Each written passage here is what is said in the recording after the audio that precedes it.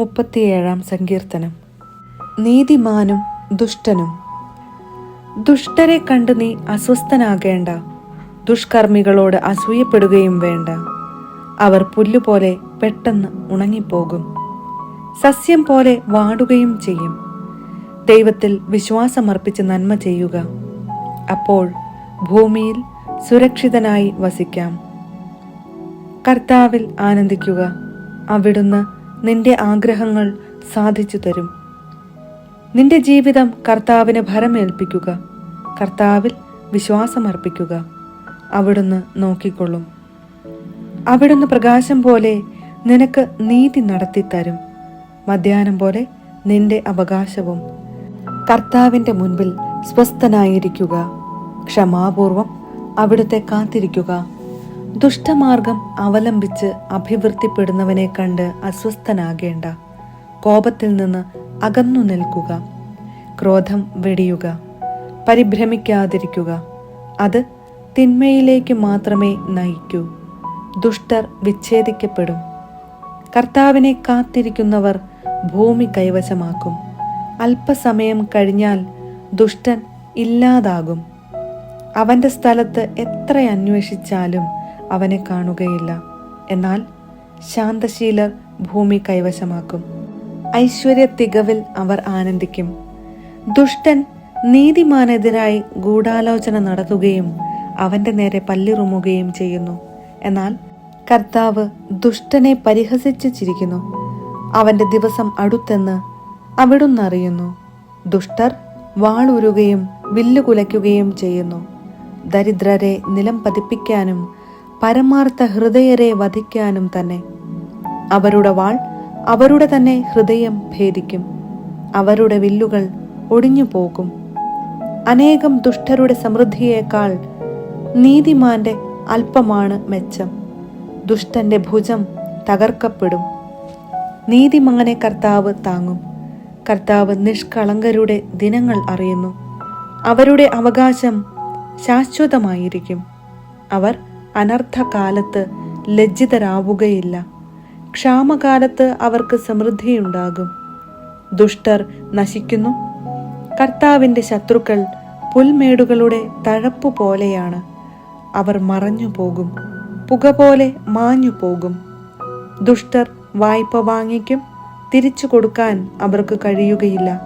എന്നാൽ നീതിമാൻ ഉദാരമായി ദാനം ചെയ്യുന്നു. കർത്താവിനാൽ അനുഗ്രഹീതർ ഭൂമി കൈവശമാക്കും. അവിടുത്തെ ശാപമേറ്റവർ വിച്ഛേദിക്കപ്പെടും. മനുഷ്യന്റെ പാദങ്ങളെ നയിക്കുന്നത് കർത്താവാണ്. തനിക്ക് പ്രീതികരമായി ചരിക്കുന്നവനെ അവിടുന്ന് സുസ്ഥിരനാക്കും. അവൻ വീണേക്കാം, എന്നാൽ അത് മാരകമായിരിക്കുകയില്ല. കർത്താവ് അവൻ്റെ കയ്യിൽ പിടിച്ചിട്ടുണ്ട്. ഞാൻ ചെറുപ്പമായിരുന്നു, ഇപ്പോൾ വൃദ്ധനായി. നീതിമാൻ പരിത്യജിക്കപ്പെടുന്നതോ അവൻ്റെ മക്കൾ ഭിക്ഷ യാചിക്കുന്നതോ ഞാൻ ഇന്നോളം കണ്ടിട്ടില്ല. അവൻ എപ്പോഴും ഉദാരമായി ദാനം ചെയ്യുകയും വായ്പ കൊടുക്കുകയും ചെയ്യുന്നു. അവൻ്റെ സന്തതി അനുഗ്രഹത്തിന് കാരണമാകും. തിന്മയിൽ നിന്ന് അകന്ന് നന്മ ചെയ്യുക, എന്നാൽ നിനക്ക് സ്ഥിരപ്രതിഷ്ഠ ലഭിക്കും. കർത്താവ് നീതിയെ സ്നേഹിക്കുന്നു, അവിടുന്ന് തൻ്റെ വിശുദ്ധരെ പരിത്യജിക്കുകയില്ല. നീതിമാന്മാർ എന്നേക്കും പരിപാലിക്കപ്പെടും, എന്നാൽ ദുഷ്ടരുടെ സന്തതി വിച്ഛേദിക്കപ്പെടും.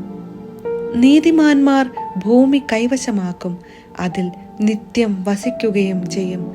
നീതിമാന്റെ അധരങ്ങൾ ജ്ഞാനം സംസാരിക്കുന്നു, അവൻ്റെ നാവിൽ നിന്ന് നീതി ഉതിരുന്നു.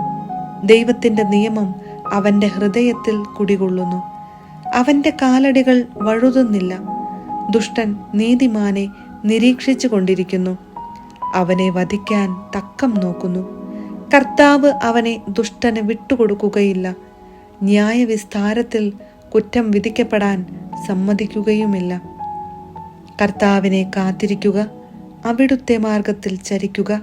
ഭൂമി അവകാശമായി തന്ന് അവിടുന്ന് നിന്നെ ആദരിക്കും. ദുഷ്ടരുടെ നാശം നീ കാണും. ദുഷ്ടൻ പ്രബലനാകുന്നതും ലബനോനിലെ ദേവദാരു പോലെ ഉയർന്നു നിൽക്കുന്നതും ഞാൻ കണ്ടിട്ടുണ്ട്. പിന്നീട് ഞാൻ അതിലെ കടന്നുപോയപ്പോൾ അവൻ അവിടെ ഉണ്ടായിരുന്നില്ല. അവനെ അന്വേഷിച്ചു, കണ്ടില്ല. നിഷ്കളങ്കനെ ശ്രദ്ധിക്കുക. സത്യസന്ധനെ സൂക്ഷിച്ചു നോക്കുക. എന്തെന്നാൽ സമാധാനകാംക്ഷിക്ക് സന്തതി പരമ്പരയുണ്ടാകും. അതിക്രമികൾ ഒന്നാകെ നശിപ്പിക്കപ്പെടും. ദുഷ്ടർക്ക് സന്തതി അറ്റുപോകും.